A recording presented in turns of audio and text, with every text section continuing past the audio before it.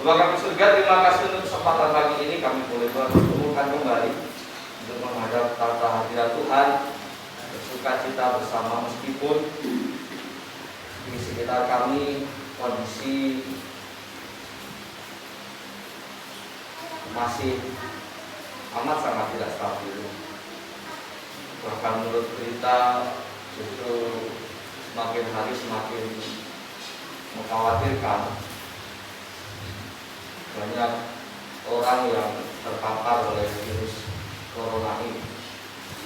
Namun biarlah iman dan semangat kami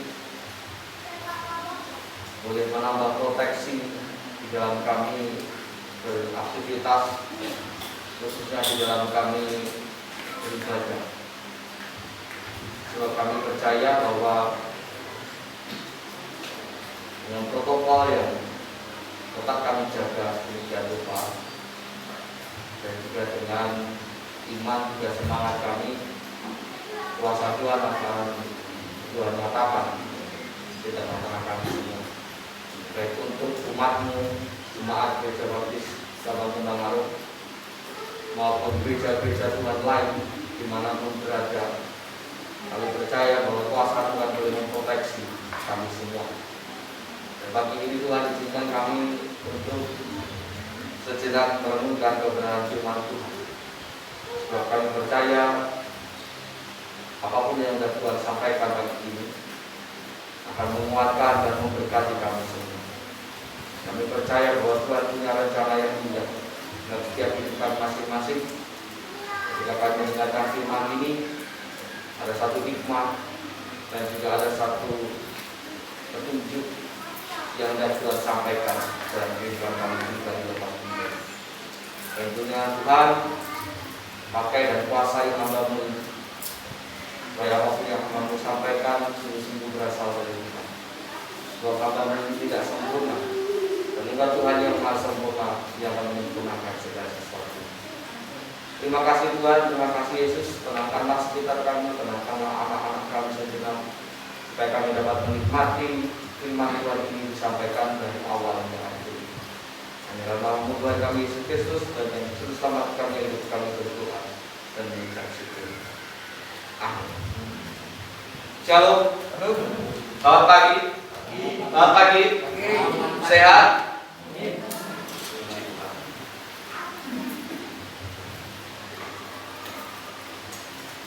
Kesaksian yang memberkati Pak Didi. Karena memang bagaimanapun kejujuran itu perlu, maka tidak perlu khawatir sesungguhnya. Karena kekhawatiran itu yang justru akan melemahkan imun. Ya, jujur tidak hanya jujur pada orang lain, tapi juga jujur pada diri sendiri. Mungkin panjenengan sudah banyak tahu ya tentang gejala-gejala COVID. Bahkan yang terbaru gejalanya mirip tipes.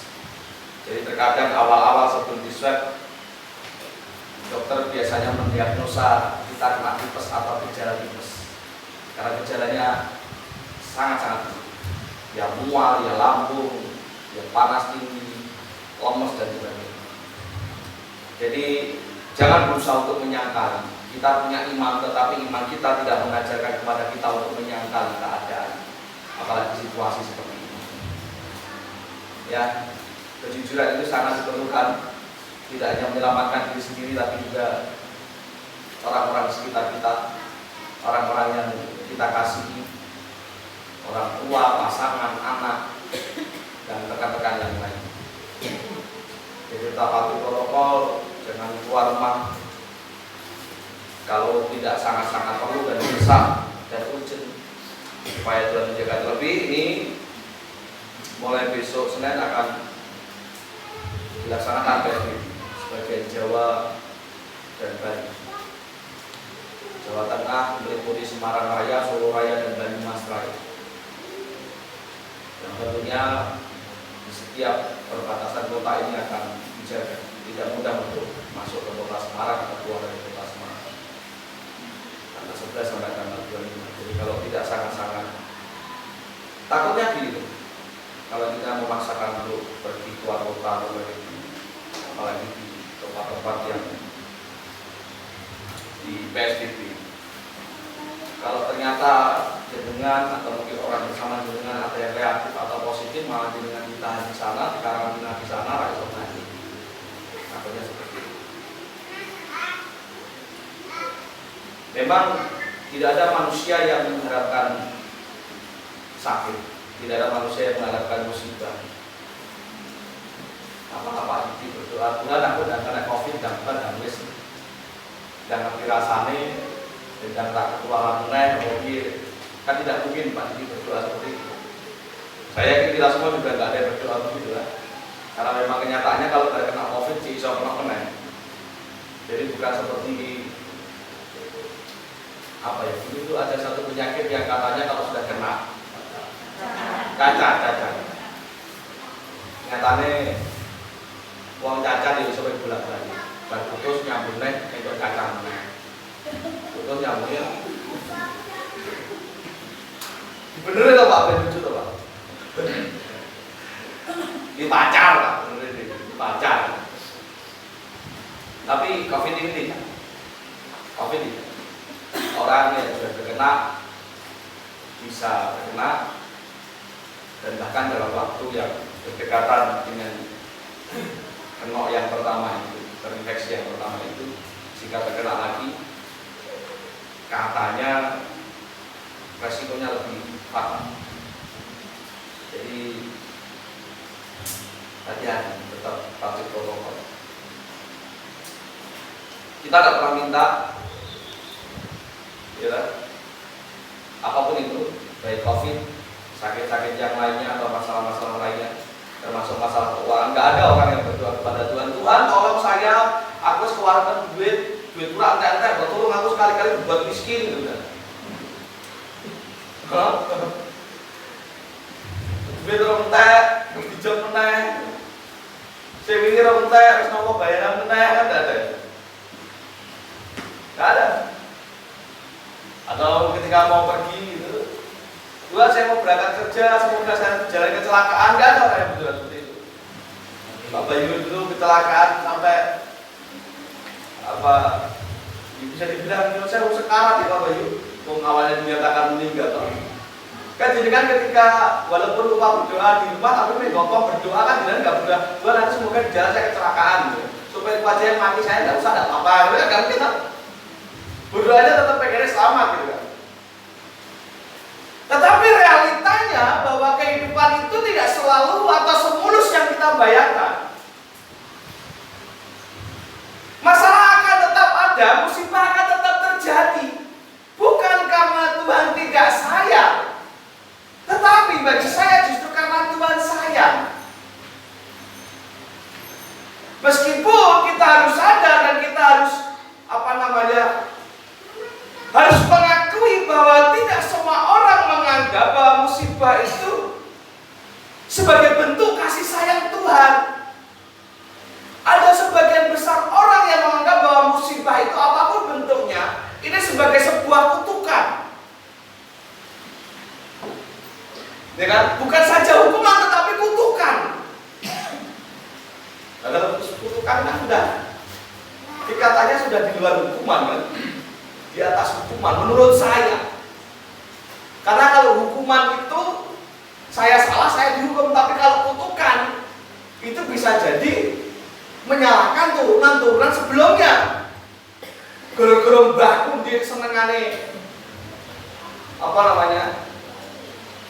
dolanan cewek, saiki aku ditolaki cewek. Ini sebuah kutukan lah gitu. Padahal ngerayu aja yang kurang lucu gitu ya. Wajah nggak ganteng, mau apa-apa lah.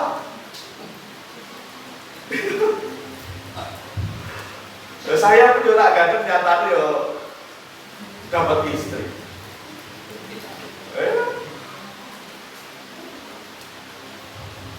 Tapi ada juga orang yang berpikir bahwa di balik setiap masalah, di balik setiap musibah, di balik setiap pencobaan dan ujian yang Tuhan izinkan, pasti selalu ada hikmah atau pesan-pesan Tuhan yang bisa diambil. Ya, nah tinggal Anda dan saya itu ada di posisi mana? Karena kita tidak bisa menyangkali bahwa musibah, celaka, atau apapun bentuknya itu yang sifatnya jelek terhadap diri kita, itu pun diizinkan. Sama seperti kitab Pengkhotbah pasal yang ke-7 ayat yang ke-14 berkata demikian. Pengkhotbah pasal yang ke-7 ayatnya yang ke-14.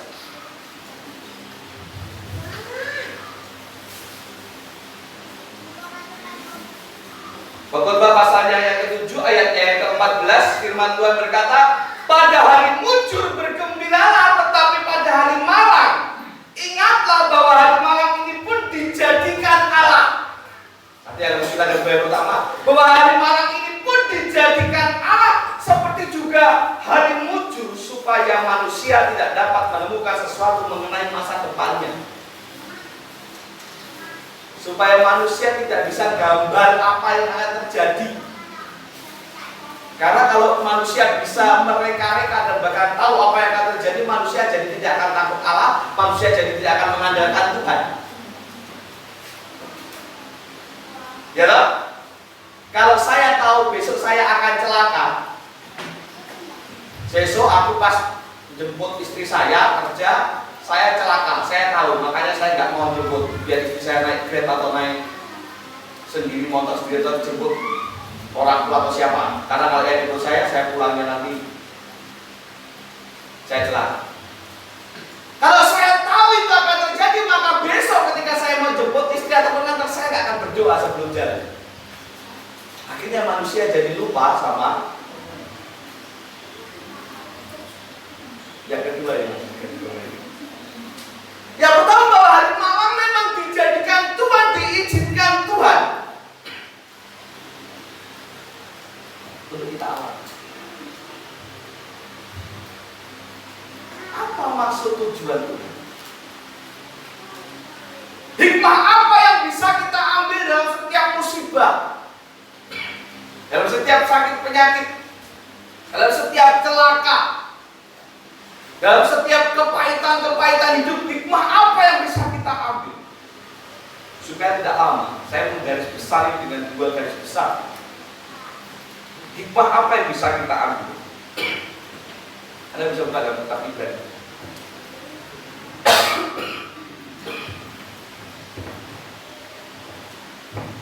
Ibrani pasalnya yang ke-12.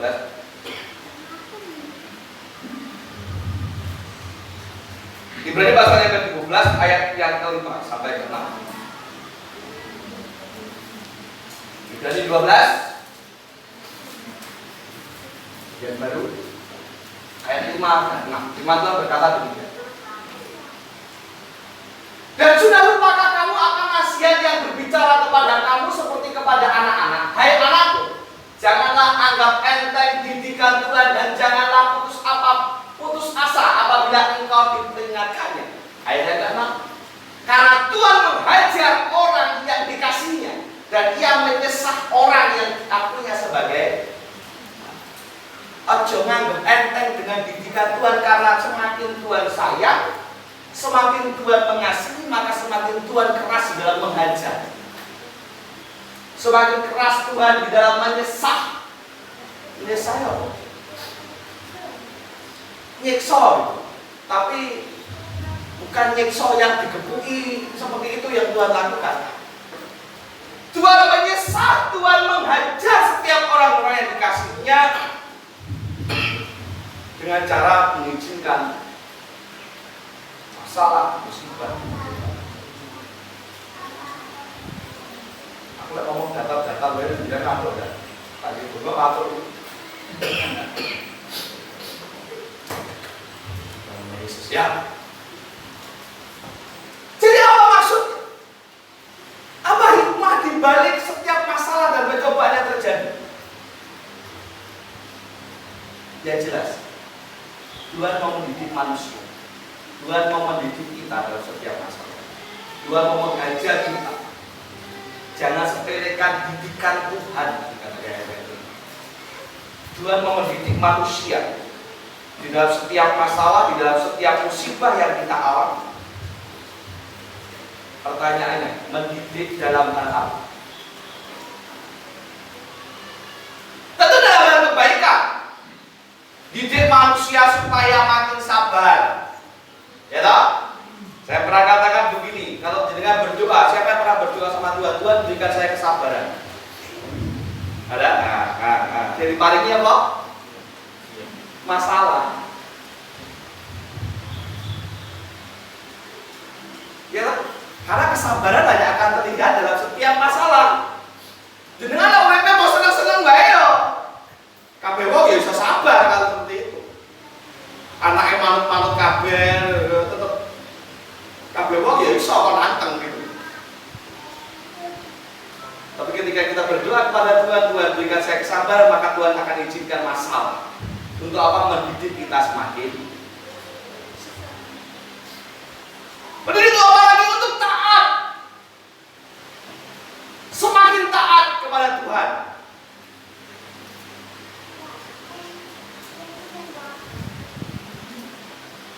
Loh, salah satunya ketika umat manusia pada waktu itu diizinkan oleh Tuhan menghadapi air bah yang besar, akhirnya membuat Nuh menjadi taat. Walaupun dia diomongnya seperti orang gila, yang panas kentang-kentang gawe perahu, sudah gitu perahunya gawe ini gunung. Nah, kalau orang gawe perahu di pinggir pantai, pinggir laut masih masuk akal, itu gawe ini gunung. Ada kan yang kita tahu boleh loh, nggak masuk akal. Tapi dari situ untuk belajar tentang Abraham, ketika diminta Tuhan, dipuji Tuhan, dicobai oleh Tuhan, persembahno anakmu itu, sing sulung, anak sing mbok minta, sing mbok idam-idam, ke persembahno gratis. Dengan cara apa? Sembelih. Tetapi kalau menjadi taat pun juga ada demikian kepada kita. Masalah diberikan kepada kita untuk membuat kita semakin taat. Kalau orang-orang zaman dulu ya, biasanya apalagi di desa-desa itu dalam setiap rumah biasanya mesti ada gentong air di depan rumah. Gunanya untuk apa? Rambu adus, cuci tangan, pijit. Tapi pada akhirnya budaya itu semakin hilang. Padahal tujuannya setiap kali mau makan mesti pijit. Maka orang zaman dulu khususnya di desa-desa itu pasti dalam setiap rumah punya gentong. Sing ono pancurannya itu gentong besar, sing pancurannya itu. Gentong plastik itu ono gentong apa? Tanah liat. Padasan atau apapun lah itu bentuknya gentong gitu. Semakin kesini bergeser. Bahkan ono satu iklan sing ngajari elek, berarti kotor itu baik. Berapa tahun? Terus ada lagi iklan, ketika makanan jatuh bisa diambil belum 5 menit. Padahal 1 detik aja makanan jatuh itu sudah ada bakteri yang menempel. Semakin kesini manusia diajari kemproh, tidak lagi taat pada protokol kesehatan. Nah, dengan corona ini, satu hal yang bisa kita ambil adalah mengajarkan kita untuk taat kembali, mematuhi aturan-aturan yang seharusnya bisa kita jaga untuk apa? Membentengi tubuh kita. Ya kan? Makan makanan sehat untuk menambah imun. Sebelumnya, menurut makan apa wae dimakan. Sekarang kalau orang-orang sadar akan hikmah ini, orang akan mikir lah, makan ini nanti pengaruhnya di kesehatan begini, jadinya imunnya begini. Hati-hati yang senang manis, karena kadar gula itu bisa menurunkan kadar imun. Ya, senang ngopi, senang ngeteh, kopinya dikurangi. Coba ngopi tok, kali-kali ngeteh ya. Bener sih, yang kulit itu ramun pahit, tapi kadang dia sepak. Ya intinya apa? Manis-manisnya itu yang menghindari makan makanan manis juga termasuk. Dan masih banyak didikan-didikan Tuhan yang dapat kita ambil dari setiap masalah yang terjadi. Mendidik kita semakin setia, mendidik kita semakin mengandalkan Tuhan dalam setiap masalah yang terjadi. Yang pertama, apa hikmah di balik sebuah masalah, di balik sebuah musibah? Bahwa di dalam musibah itu terkandung didikan Tuhan. Karena semakin Tuhan sayang kepada umatnya, semakin sayang kepada anak-anaknya, maka Tuhan semakin menguji dengan masalah supaya membuat kita semakin. Yang kedua, hikmah apa yang bisa kita ambil? Buka Ayub pasal yang ke-42. Sudah menemukan, silakan dibaca. Ayub pasal yang ke-42 ayat yang ke-5. Baca, antar.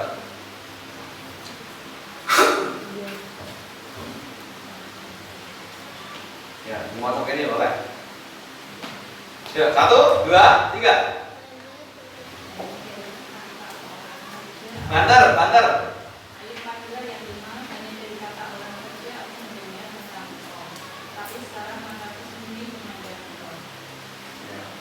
Hanya dari kata orang saja aku mendengar tentang engkau, tetapi sekarang mataku sendiri memandang engkau. Hal ini, kalimat ini dikatakan oleh Ayub sebelum atau setelah dia punya masalah? Setelah punya. Ketika harta benda wis entek-entekan, anak wis mati semua, istrine lunga, kanca-kanca yo malah nyalahke. Di sini Ayub berkata, dulu saya mendengar Tuhan, kata Tuhan itu hanya dengar dari cerita orang. Sekarang saya melihat sendiri setelah saya mengalami masalah yang begitu. Hikmah apa yang kita bisa ambil di balik masalah atau musibah yang terjadi? Musibah adalah sarana Allah agar kita semakin mengenal Allah lebih dekat dan lebih jelas lagi.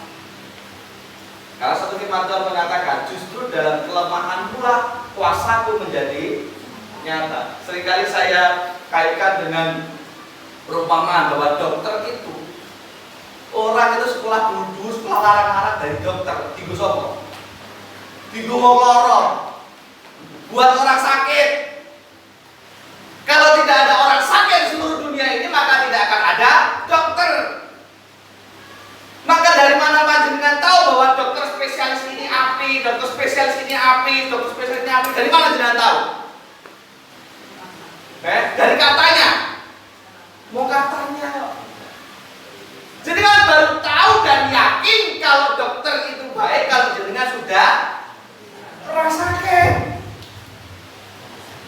Baru jenengan bisa merasakan ternyata bener ya. Wong sabar, obatnya cespleng. Ingat harus melewati sakit. Kira dengan musibah, dengan masalah akan membuat kita semakin mengenal Allah lebih jelas, lebih dekat. Dengan demikian, kita bisa langsung merasakan kuasa, menjadi semakin dekat dengan dan bahkan tidak hanya dekat dengan Tuhan, tetapi juga dekat dengan keluarga. Harusnya bisa semakin mendekatkan diri dengan keluarga, dengan sesama manusia. Makanya kalau kamu mau tahu siapa orang yang berdekat denganmu, peduli denganmu, lihatlah ketika engkau punya masalah. Siapa orang yang care, siapa orang yang perhatian kepadamu dengan tulus, lihatlah ketika engkau punya masalah. Ojo pas lagi duit-duit akeh.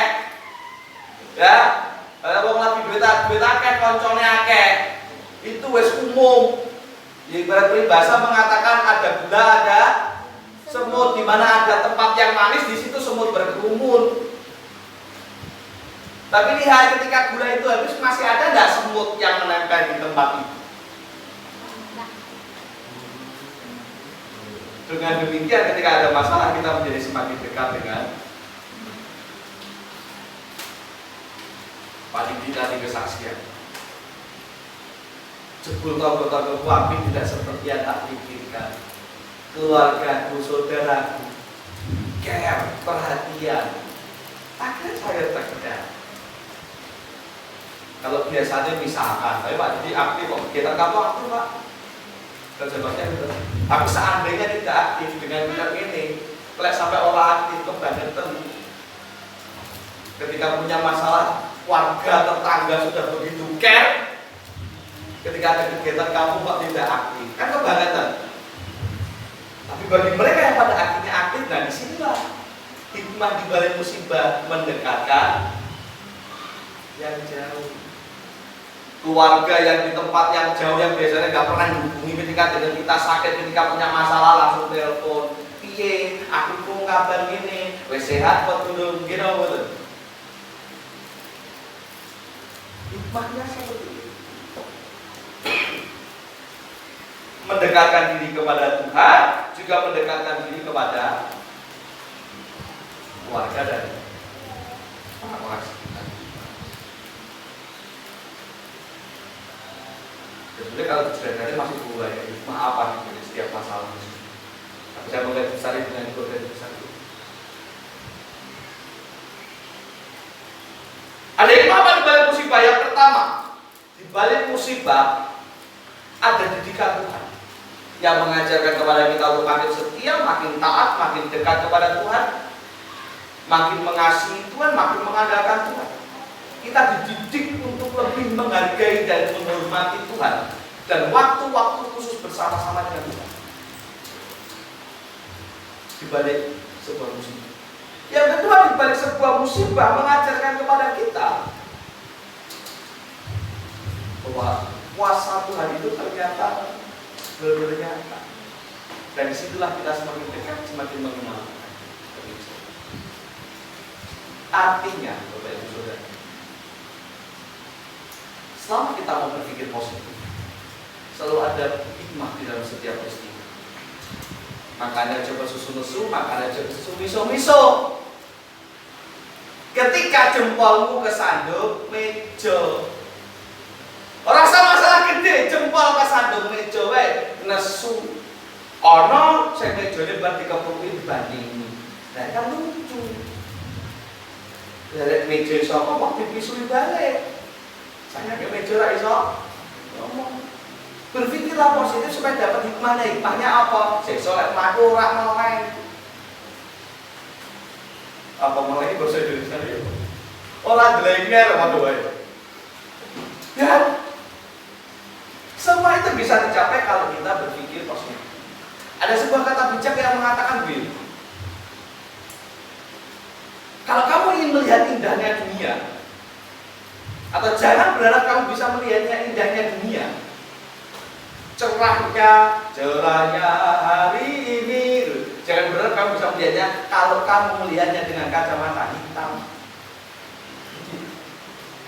Blereng bro, peteng, ya, ini bunyi-bunyi orang perlu dinyalake ya, kacamata ini cikirnya perlu dicopot. Ya apa gerhana matahari toh, peteng terus dan cek kacamata. Ya, artinya apa? Artinya apa? Kalau hidup kita itu tertutup oleh kecewa, sakit hati, kepahitan, prasangka buruk terhadap orang-orang atau terhadap kejadian-kejadian yang ada, padha kaya nganggo kacamata ilmu, jenengan gak akan melihat kebahagiaan, gak akan melihat sukacita, gak akan menemukan hikmah di balik setiap peristiwa yang terjadi. Ono ning wong ngrasulo. Ya, kira betul. Ono ning wong ngrasulo. Maka kacamata ning nginep dicopot, iki aja mlereng dadi. Ora ketok sing ngantuk kok ora iso nyawang. Kacamata itu dicopot. Ya. Jangan kalau mau melihat indahnya dunia, jangan pakai kacamata hitam. Kalau hidupmu mau menikmati sukacita, aja kecewa, sakit hati, marah, kepahitan, sini-sini tersinggung, orang kok baperan. Kalau sekarang banyak orang yang mengungkapkan isi hatinya lewat status. Walaupun tidak semua yang ada di status itu adalah isi hati. Beberapa waktu lalu itu saya update status itu, saya senang ada namanya siapa saya lupa, Iksan Skuter atau apa. Judulnya apa ya? Judulnya bingung banget. Itu menceritakan tentang betapa susahnya sekarang itu menjadi manusia yang manusia. Yang dulu ada di beberapa waktu saya kasih komentar termasuk teman-teman pendeta. Nopo ada masalah apa lah? Aku ngetik status laku kok dikira ada masalah apa gitu. Orang buat jangan baperan. Lek maca status ini baper, maca status ini baper, tak ono WhatsApp, ora usah WhatsApp-WhatsAppan. Ora usah nyawangi status. Betul? Ora usah Facebook-Facebookan. Ora kok baperan. Ora inggung. Ternyata saya bilang menulis ayat Alkitab dikira nyinggung orang itu. Lah lucu dong. Ayat Alkitab kok ora nyinggung. Jadi kan nyinggung aku makanya tak ada status kan gitu. Gitu ya. Jangan lihat pakai kacamata hitam. Supaya uripmu itu positif gitu. Menemukan setiap peristiwa itu kita menemukan sebuah hikmah yang positif. Dan imunnya pun juga kuat. Gitu loh.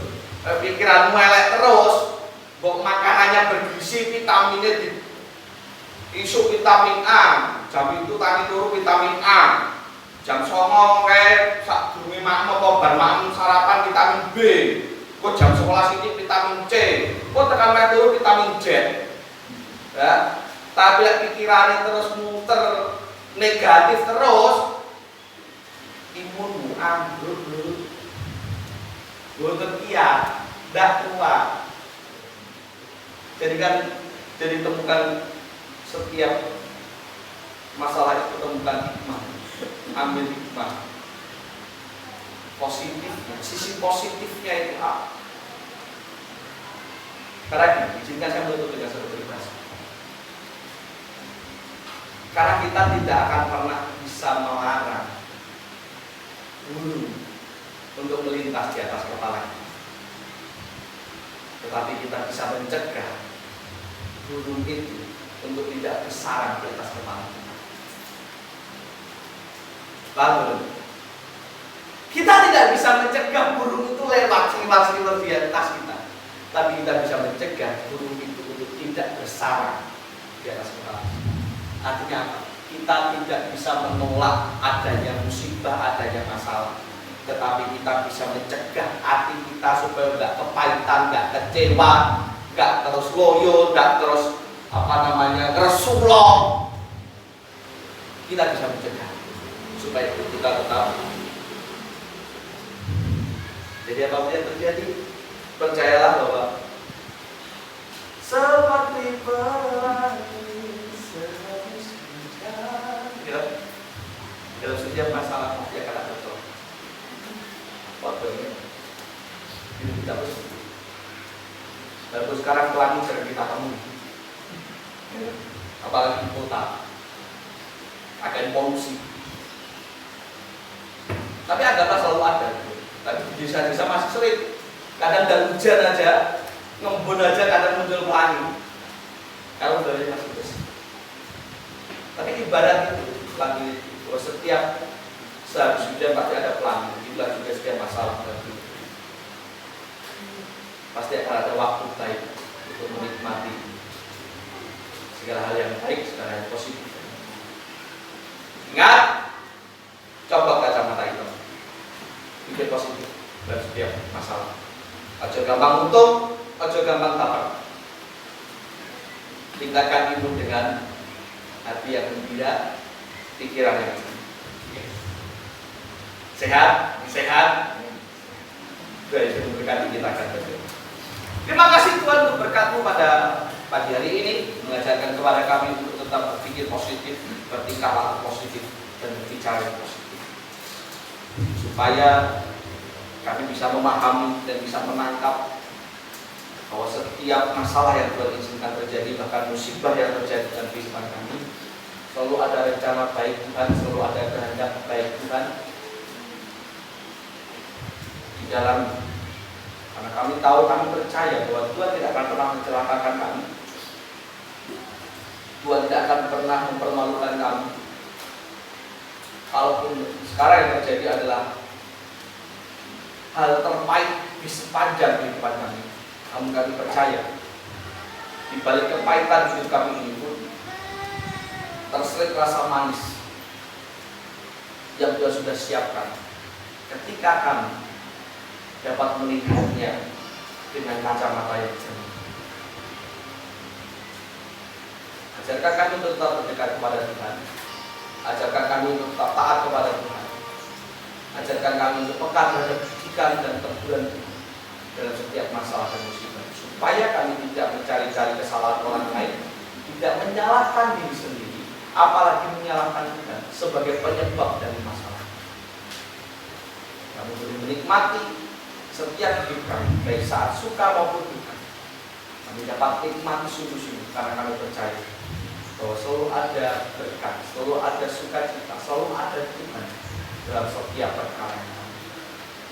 Terima kasih Tuhan, jadikanlah ini berkat untuk setiap jemaatmu, baik mereka yang hadir di tempat ini atau mereka yang mendengarkan melalui siaran streaming ini. Tuhan yang memberkati segala sesuatu. Karena nama Tuhan kami Yesus Kristus, Tuhan dan Juru Selamat kami, kami berdoa dan bersyukur. Amin.